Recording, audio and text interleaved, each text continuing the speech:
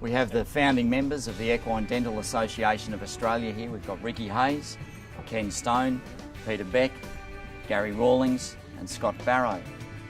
Starting with you, Ricky. Ricky, how long have you been in the horse dentistry business? Oh, over 20 years, second generation. Yeah, I've been there.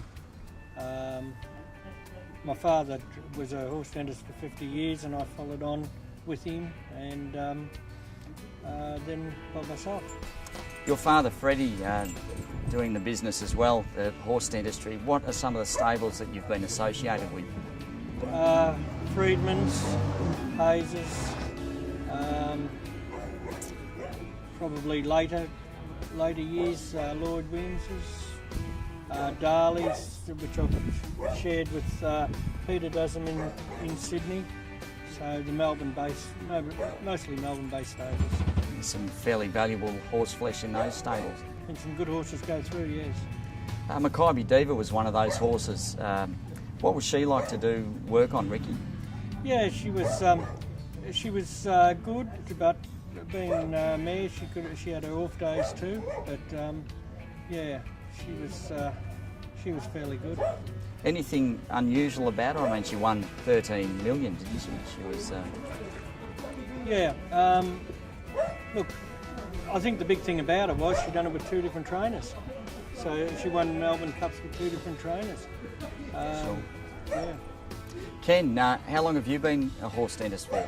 Well, not like Rick, I'm first generation, but he's older than me. But just as a strapper, junior sort of thing coming through, and I was fortunate enough to have a great boss, C.A. Green, encouraged me into other areas that maybe you can make a living at, and he started me on the horse dentistry, and fortunately I got associated with the EDAA, and they sort of tuned me up and taught me, and I suppose I've been working out for about 30 years.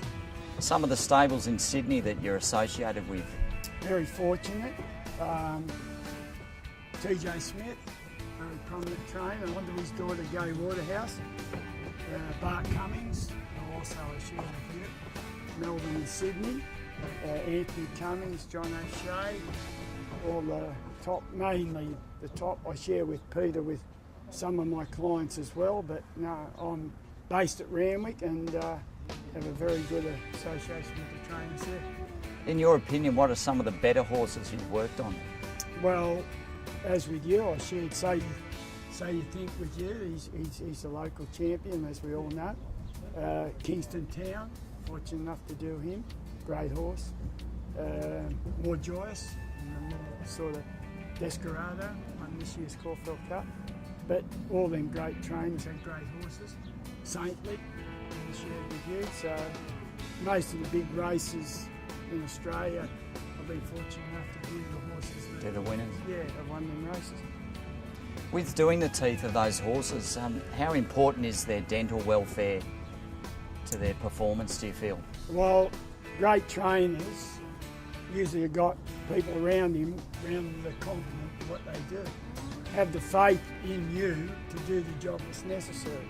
The likes of Bart Cummings, pace work is a vital part of training a horse.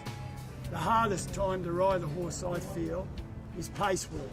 The most dangerous time is race riding, that's jockeys, but the most difficult time, and that's restraining the horse to the pace that the trainer wants it to go. If its teeth aren't properly done, it makes it very hard to do this job. Sharp teeth will have them throwing their heads, which makes it very hard for the jockey to control the pace he's going. So it's a vital part of it. Fantastic, Ken. Peter, how long have you been in the horse dentistry business for? 25 years now. And always based in Australia? No, I'm from Christchurch in New Zealand, so the first couple of years I was there and then moved to Australia. What are some of the stables that you've been associated with? The largest stables that I do in Sydney is Peter Snowden, Darley, Chris Waller, Gerald Ryan, John Hawkes. Yeah.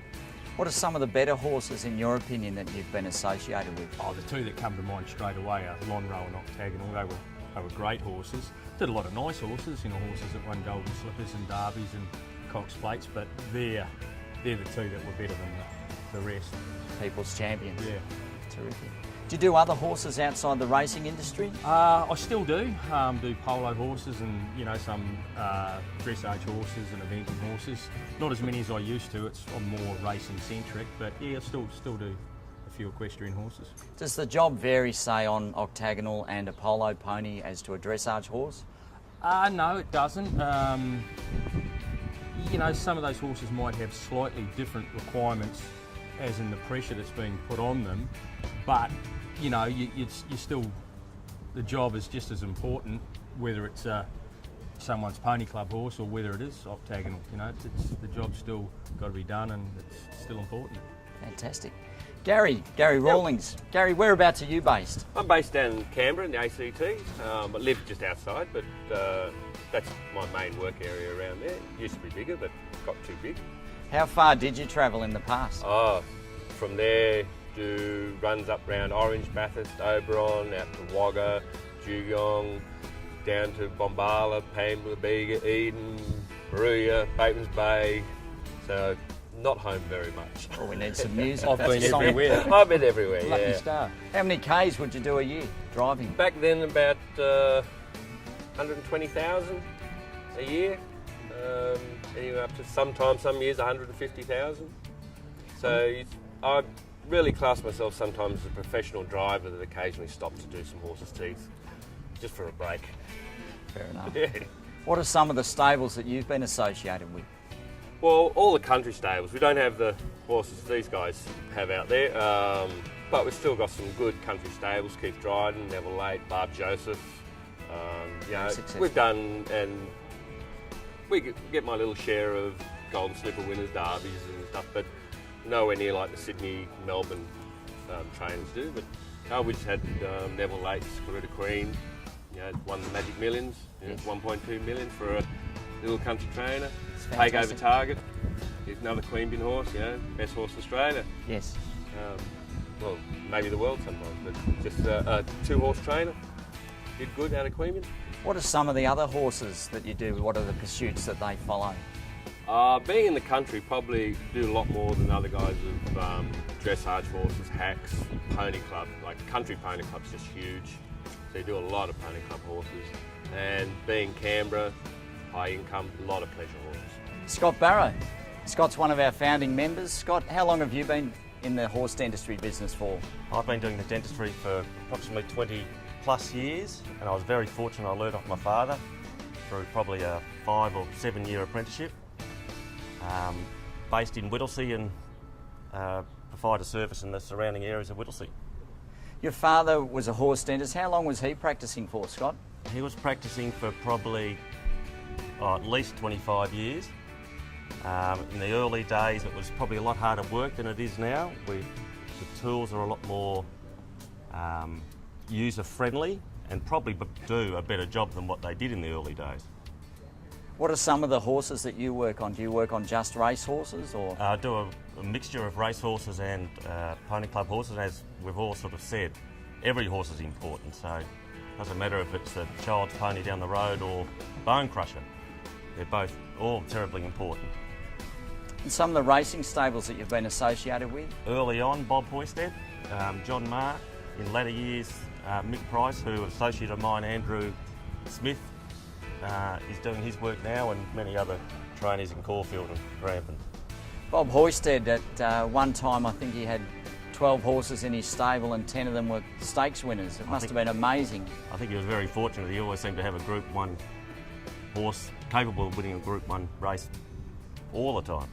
Yeah, different to the stables these days that have 100 horses in. Well, he probably only had 15 horses in work, and probably seven of them were Group 1 winners. Amazing. Anyway, thank you, Scott, Gary, Peter, Ken and Ricky for your time today. Thank you very much. Pleasure. Right.